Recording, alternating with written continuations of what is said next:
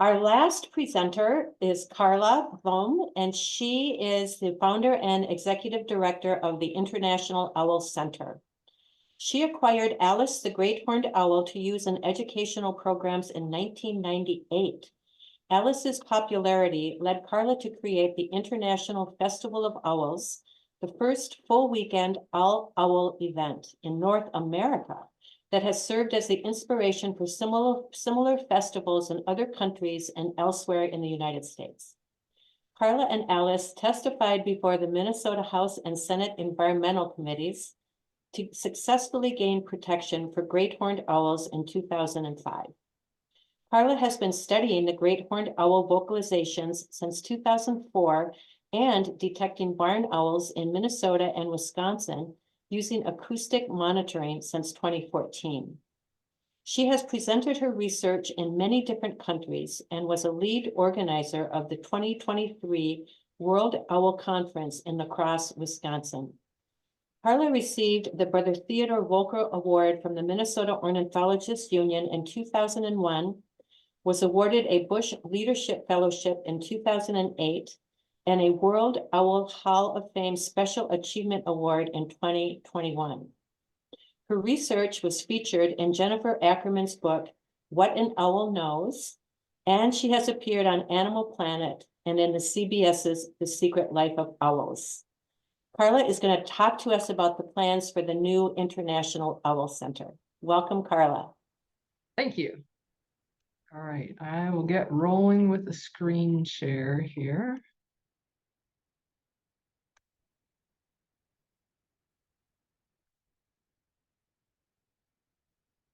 There we go. So if any of you have been to the Owl Center, you know it's not what you would expect. You'd expect us to be in a park with lots of big aviaries at the edge of town. We're actually in a brick building in the middle of town. And it's always been our goal to build something that actually meets our needs. But as the years have gone on, we've been operating for 9 years. We've kind of been starting to burst at the seams. So it's becoming a little more critical that we actually build what we need to have. So we're calling our capital campaign, which we are just launching right now, Project Hoot, as a project to build their forever home, because our owls literally don't live on one site. They're commuting back and forth, and we have 3 different locations, as you'll see. So this is our storefront that we operate out of now. And if you're not familiar with the International Owl Center, we're the only all-owl education center in the United States. Our mission is to make the world a better place for owls through education and research. So education is our primary focus with a secondary focus on research. We do that through on-site programs, off-site programs, and online programs. I'm sure some of you have participated in our webinar series that we do in the winter. And our goal is to empower people to live owl-friendly lives, because all of us have an impact on owls, and usually it's in ways that we're not aware of. So we try to educate people what they can do in their own personal life to make a difference. So we also do original research, and we try and engage community scientists whenever possible in our research. So what have we accomplished so far? We've directly educated over 122,000 people through our in-person and online programs. We've done some surveys to see, are we eliciting those behavioral changes that we want to see in our visitors? And the majority of people said they were somewhat or very likely to make at least one change in their life based on what they learned at the Owl Center, to live a more owl-friendly life. So we feel like that's very hopeful. Documented the complete vocal repertoire of the great horned owl, their vocal development, individuality, and territorial hoots. And as was mentioned, it was in Jennifer Ackerman's What an Owl Knows. Inadvertently wound up documenting the return of barn owls to Minnesota using acoustic monitoring, which sort of flowed out of the great horned owl research that we were doing. And very fun, provided guidance for one of our community scientists over in the Netherlands to do her own vocal research on Eurasian eagle owls over there. And she's now actually the world authority on Eurasian eagle owl vocalization. So that's exciting to inspire others to do great things too. Because there aren't other rehabbers down our neck of the woods in Southeast Minnesota, We get calls. We don't do rehab, but we have a network of volunteers that will help get birds to where they need to go. We do get calls from anywhere in the world because we have international in our name. So sometimes we're directing them to other people in other countries or other states. So roughly last year, we got about 80 calls that we helped direct people for guidance. We organized the first World Owl Conference in the USA this last fall. There's never been one in the US before. We have a sister festival, Owl Festival in Nepal. So we help them with funding when possible. And some of you may have heard about our Ukrainian art fundraiser. As part of our Festival of Owls, we do a children's international owl art contest that gets 2,000 to 4,000 entries per year from 3 or 4 different countries. And we had a whole bunch from Ukraine when war broke out. And so many people were interested in them when we posted them on social media. We thought, well, let's do an auction and give all the proceeds to UNICEF earmarked for the kids over there. And it was insane. The first auction of 59 pieces yielded $100,000. Not a single one went for less than $1,000. So we did a series of auctions for the 300 pieces we had direct from Ukraine, and we're able to send just shy of $250,000 over to Ukraine to help the kids there. So it's kind of like the kids helping themselves. It was their own art. And people always say, well, how are you international? Houston is a town of less than 1,000 people. How can we be international in such a small town? So as I mentioned, that kids owl art contest is insane. Most of our entries are not from the United States. I think last year we had maybe 5% of the entries came from the US. I think this year maybe we hit maybe 10% came from the US. So it's very heavy on Eastern Europe and Asia. Used to be Russia, but now with the war in Ukraine, no mail runs between our countries. So world politics absolutely influences the Kids Owl Art Contest. We present the World Owl Hall of Fame Awards to people anywhere on the planet who have done amazing things, dedicating their lives to make the world a better place for owls.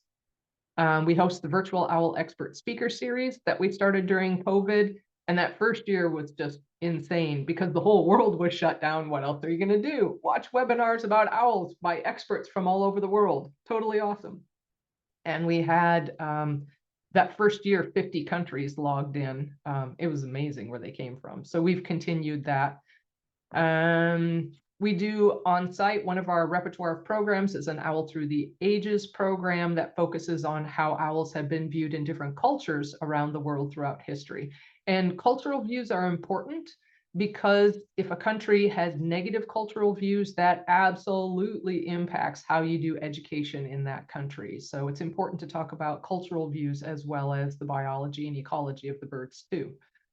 And we get visitors from all over the world. We had somebody here from China just the other day. I mean, it's not unusual to have people from other countries, and very fun to be able to say, oh, here's a guide to the owls of India. Which ones have you seen? And to be able to share information about the owls in their countries. Now, why do we need a new facility? And we're to the point where it's need, not just a want anymore. We have 3 locations that we work out of. So the Owl Center itself, we don't own the building, we just rent it. It was built about 1900. The Owl House, which is where I'm doing this webinar from, because we don't have a place in the Owl Center where we can do online programs. That was built about 1875. It no longer has running water. It was never hooked up to city water, and the Sandpoint well has kaput. So we literally don't have running water here. And then our off-site aviaries where the owls live the bulk of the year, except for extreme weather, then they're in the Owl House. So there's problems, as you can imagine. Owls tend to focus on me most because they're living on the property where I am, so I am around them more. So then sometimes they decide they don't want to work for other staff, or they won't transport for other staff. If I'm not here, there are certain owls that don't go to work.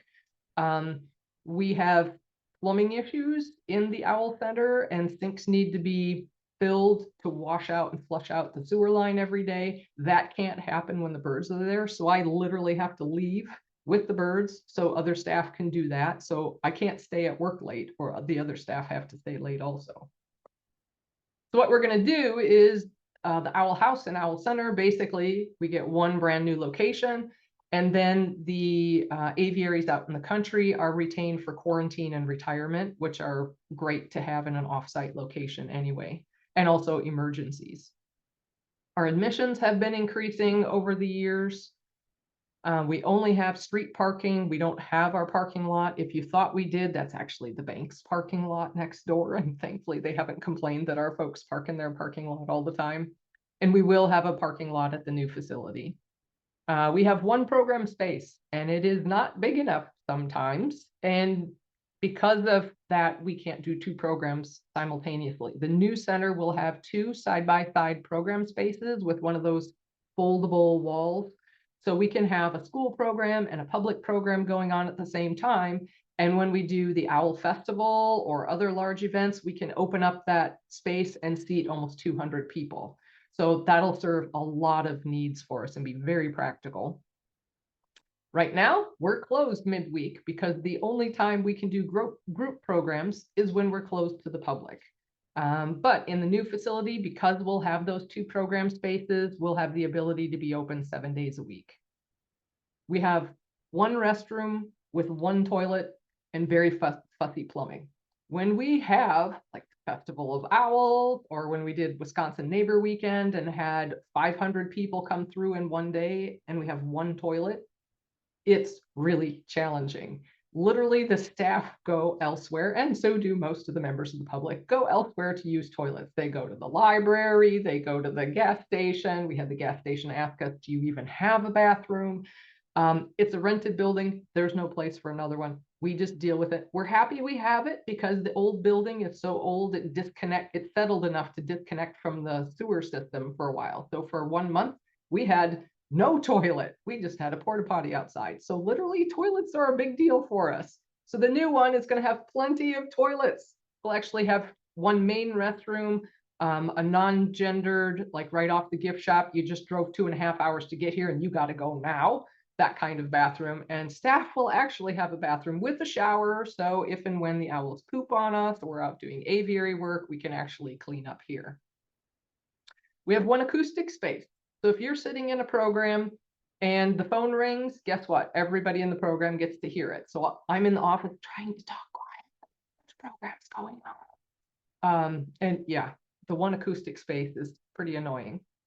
So obviously we'll have separate office spaces in the new building. Online programs are here at the Owl House. That background should look pretty familiar because that's where I'm sitting. It's background art from the kids from our International Owl Art Contest. The new center will have a dedicated online program room with its own IT closet. And our birds wind up working really hard because when they come to work, they're in front of the public the whole entire time we're open every day. So they're not getting as much downtime as they probably should. So in the new center, we're going to have many birds that are display only. So these are birds, our program birds tend to be human reared ones because they're more comfortable with all the handling we have to do because they're being transported every day, handled so much. Owls do best if they're raised from a young age with people, if they're going to be around people that much. But we'll have the opportunity in the new center to have display only birds. So they're in large aviaries. They're not being handled other than when we need to do health checks and things like that. But they're just on display all the time without being pestered or messed with. And that is a better opportunity for us to take in some of the non-releasable birds that have a chance at quality of life, but aren't suitable for lots of interaction with people. So these actually are two-part aviaries. There's 4 of them here, 4 sets. So this is an indoor portion and an outdoor portion. These specifically are for birds that need climate control. So think of things like snowy owl, spectacled owl, burrowing owls, things like that. And there's basically like a pet door between the 2 sides. So if you're a snowy owl and it's summer and it's really hot out, you can be in your air-conditioned portion. Or if it's a nice cool morning, you can go out into the ambient temperature portion and be out there. And the visitors will view from the inside, so you can see them whichever side of their enclosure they choose to be in. So it gives them a lot of choice, and it allows us to have really good housing opportunities for birds that aren't native to this area, or at least not year-round residents. Our birds have to commute to work right now. I figured out it takes me about 200 hours a year just driving owls back and forth. I could accomplish a lot of other stuff if I didn't have to be an owl taxi or an owl bus every single day. The new center, the program birds will live on site. And they will be in aviaries that are off view from the public, so they get more downtime. But the offices look directly into the program aviary, so it keeps the human and the feathered staff very well socialized with each other. So the future site, if you've been to Houston, it's on the north side of town. This is the Houston Nature Center. This is the parking lot for the Root River Trail. This is the Root River Trail. There's a natural playground down here that's really cool. There's a walking trail that goes around a wetland. And this is the edge of town. So it's a fantastic location. It's where we should be. And we've acquired the building site for our main building up here, and we're in the final stages of wrapping up purchasing about 3.5 acres of the park from the city of Houston for our walkthrough aviaries, which I haven't gotten to yet. We are working with Weezer Brothers General Contractor out of La Crescent, so local guys, and they do really big projects.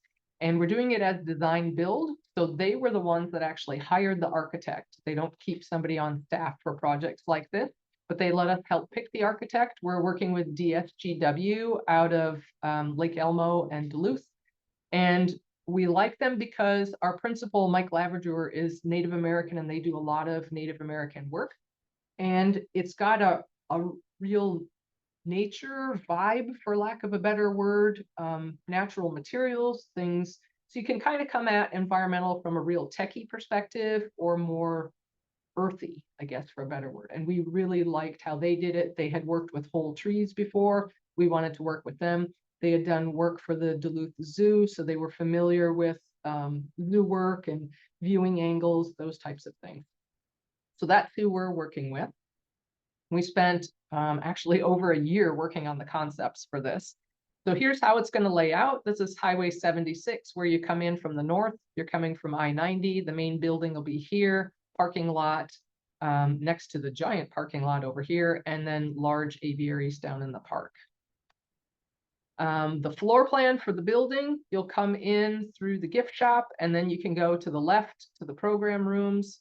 You can go to the right to the display area. Our prep room is going to be right in the middle. So if you want to watch us chop up rats and mice and quail, you can watch that happen.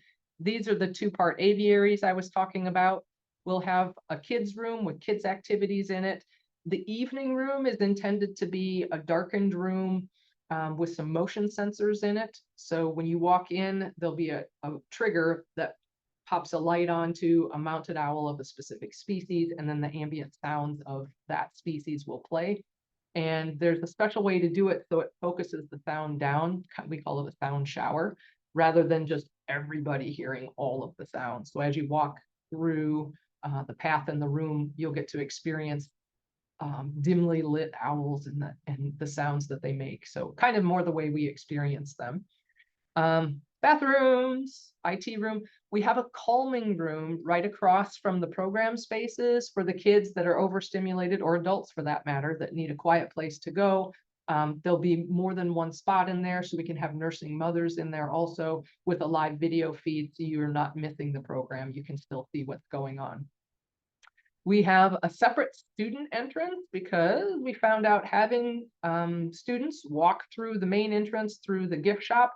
Oh, there's so many plush animals and cool things to pick up and touch. Yeah, that doesn't work so good. They have a separate entrance. They can come directly into the program space and leave back out that way.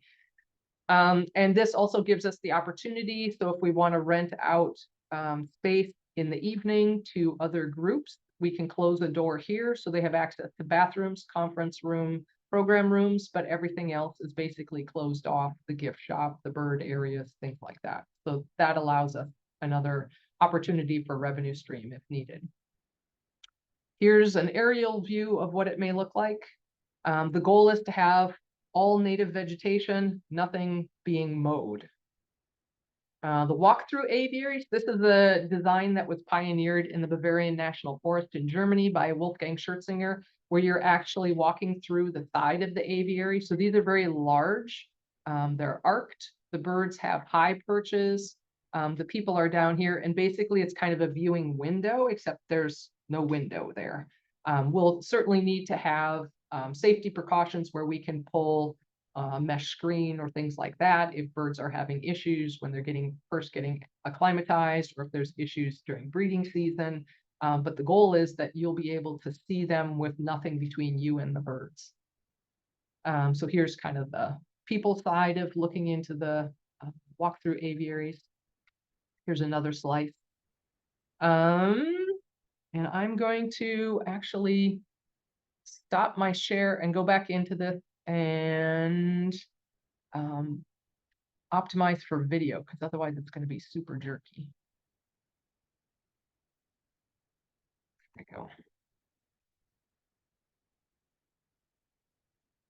Let's try this.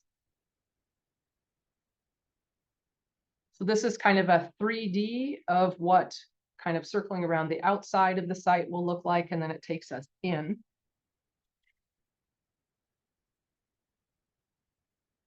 So we have a covered walkway that goes to those walk-through aviaries that prevents bringing in black flies, mosquitoes, other things that can transmit disease to the birds. Plus they're annoying for people. It keeps the rain off the visitors' heads, and it keeps the snow off the sidewalk. It's not going to be glass on the side. It'll be screened or solid.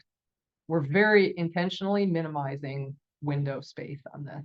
So here's coming in through the gift shop. And we'll have some of the kids' owl art all over, as much as we can display as possible, because it's so cool. There's the prep room to the front, kids' room, and the evening room to the side there. These are the two-part aviaries, part climate controlled, part ambient temperature. So you're viewing those from the inside. And there'll be multiple interpretive exhibits there. And you go back down the hallway, turn to the left into the program space. So this is showing it with the retractable wall open. So it's one large space, but that wall can be closed in between to separate it into two. And then you pop into the offices right here, and those office windows are looking directly into the program bird aviaries. So the birds are very close to the program space, also to the garage, and also to the online program room.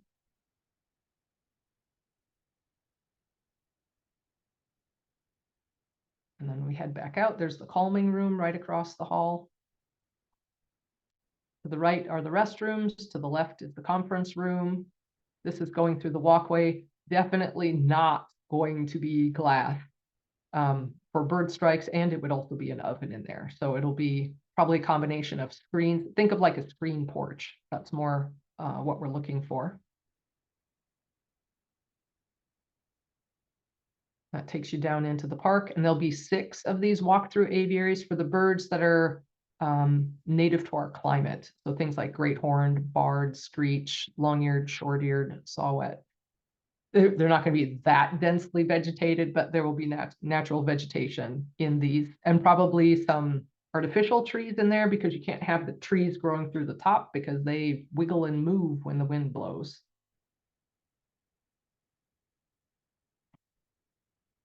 So that's to give you an idea of what that looks like. Let me go back in without the video optimization.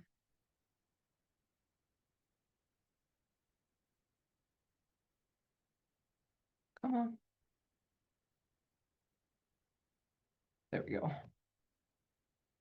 Okay, so moving forward, we will develop an interpretive plan. We've just started conducting our capital campaign. We need to raise about 17.3 million, develop the detailed construction plans, and build our new home. So what you can do to help is, obviously, you can make a donation and tell others. Make a qualified charitable distribution from your IRA. If you're at least 70 and a half, you can give a gift of stock or mutual fund. And Pip, from our board chair, who's retired from managing 200 million in investments, so he knows what he's talking about. If you give a gift of appreciated stock, you really get a bang for your buck, because you get, if you paid 10,000 for it for starters, and that's your basis, and it's now worth 50, you get to deduct all 50, even though you never paid any tax on the 40 the extra 40 that it appreciated while you had it. So giving a gift of appreciated stock that you've held at least a year is a really good deal for you. And us. Mutual funds also, leave a bequest in your will or trust. Actually, there was somebody that just passed away in a neighboring town that left the bulk of his estate to the Owl Center. Name the Owl Center as a beneficiary of your IRA, 401k, or insurance policy, or your financial advisor can give you some other advice. We do have sponsorship opportunities available for the different rooms that are mostly the public rooms. But just to note, the kids' room is already sponsored. The director's office is already sponsored. One of the program bird aviaries is somebody just needs to finish waiting till some financial stuff settles out, but they're probably going to do this. And we likely have the IT room covered also. So sponsorship opportunities are going quickly, and businesses can also sponsor these things also. So if you or your employer is interested in a sponsorship opportunity, those are available. The walkthrough aviaries are on the higher end because those are really big and nice. And the Owl Trail enclosed walkway is also open for sponsorship. So thank you all for your interest and support. Do we have time for questions, or are we at time? We are right at time, Karla. If anyone has a question, maybe we could squeeze one in. I guess I have a question, and maybe I just missed this, and I apologize if so. When do you anticipate opening? Totally depends on fundraising. Okay. That's the whole deciding factor, because we don't want to start construction till we have all the pledges in hand. So it doesn't have to be a one-time donation. We're accepting up to 5-year pledges. Awesome. Because trying to raise funds for something that's already built or in process is much harder. Oh, yeah, for sure. Well, thank you so much. It's just incredibly impressive what you have done, and just what you are planning now to do is just incredibly impressive. Thank you so much for taking some of your time to speak to us today. You clearly have a lot on your plate, and beautiful job. Thank you so much.